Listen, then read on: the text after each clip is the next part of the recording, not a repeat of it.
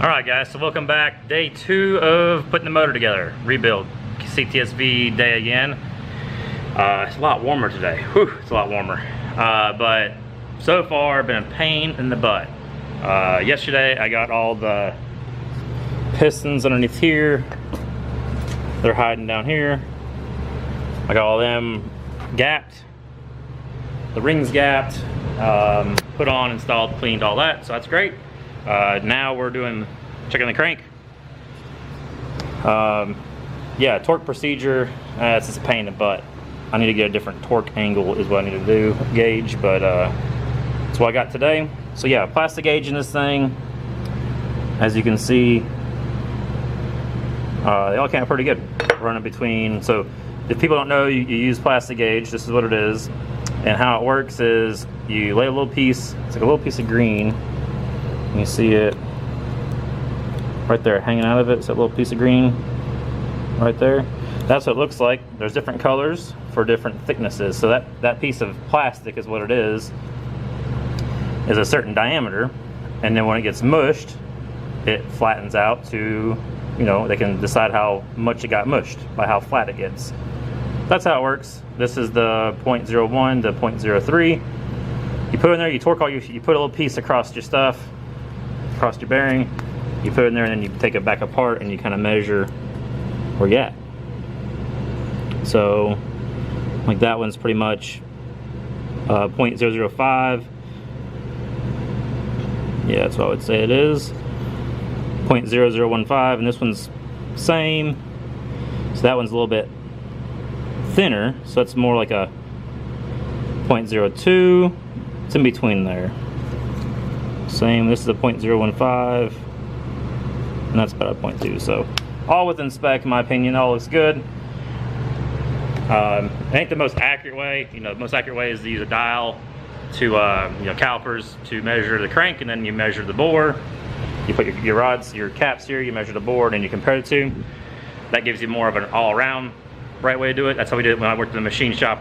That's the proper way to do it. My machine guy checked it, obviously that way when he did my work, and I just verify that when I'm putting it together, so I don't end up with, maybe, it's not really the machine shop guy's issue, it'd be the bearing provider issue. So that's one way you can kind of keep yourself from getting in a bind with that. But just wipe that stuff off when you're done, and you can put some semi-lube on there and good to go. So it's not too bad. We're getting it today. It's a hot one, a little bit warmer today than yesterday. But here's the block. We got it all cleaned up yesterday, and we're getting there. So mains look good. I'm gonna clean them up, torque them down for the final time, and then we're going to check rods, rod bearing clearance.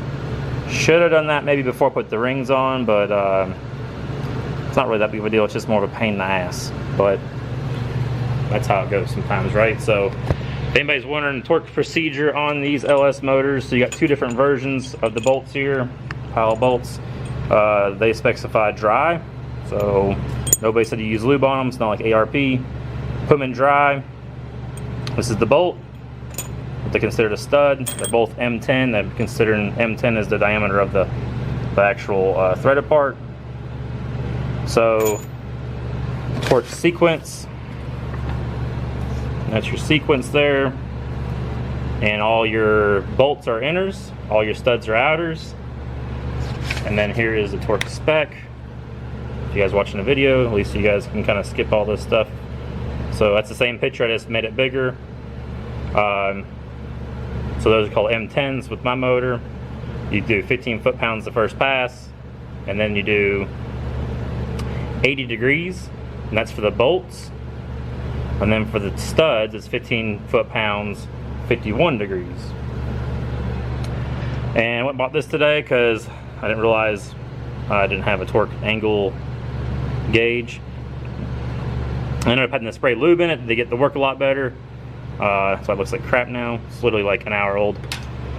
But yeah, it works. It's just when you use this, make sure you're watching the line here. When you line it up with 0, make sure it's moving every time you move the ratchet, because sometimes these things get hung up, or a breaker bar, whatever you're going to use to move that with. Make sure it's moving when it's moving, because if you're moving the bolt and it's not moving, you're going to overturn the thing. So the way we used to do it, when we build engines a lot, just mark the head of the bolt with a paint marker, and then you can watch it turn so many degrees. But with like an 80 degree, you can kind of do that. With a 51, it's a little bit harder.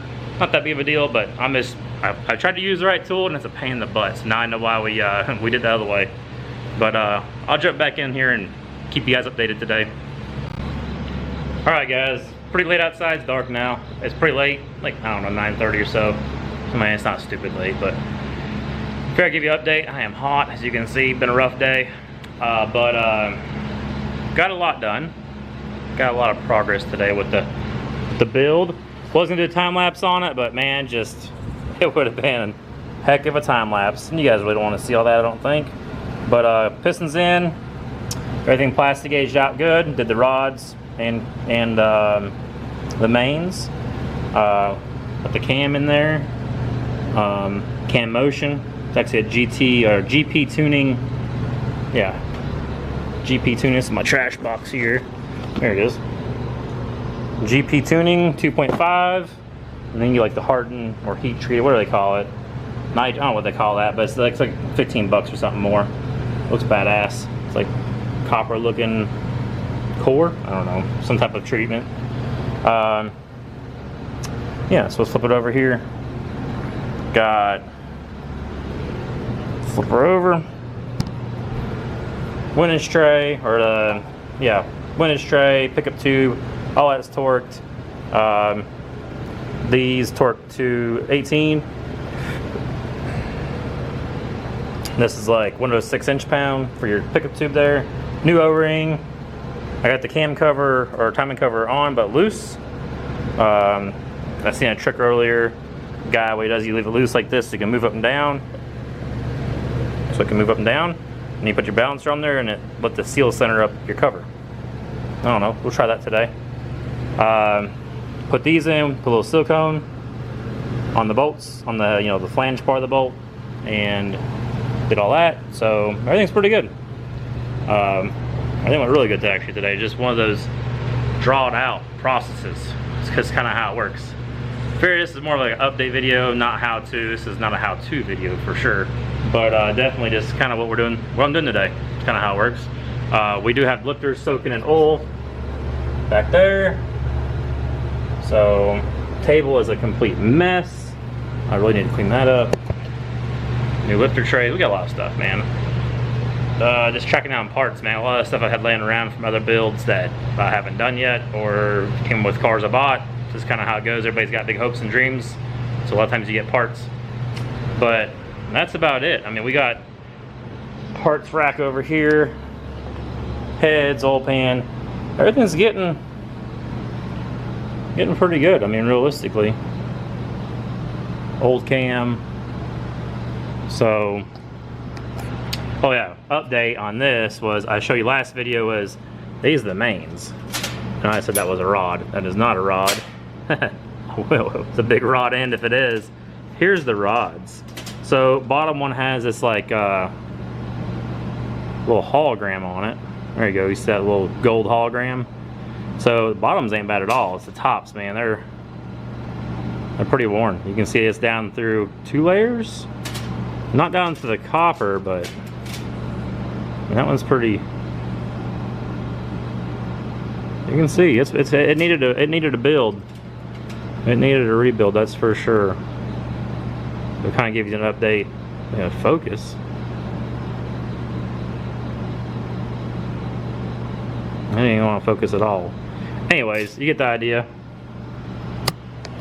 Car only got like 130,000 miles or so on it. It's not that much. So very surprised to see that thing in that kind of shape, that's for sure. But as always, hit the like button. I'm going to try to do a little bit more recording tomorrow if I get time. See how work goes. But like button, subscribe. See you guys in the next video.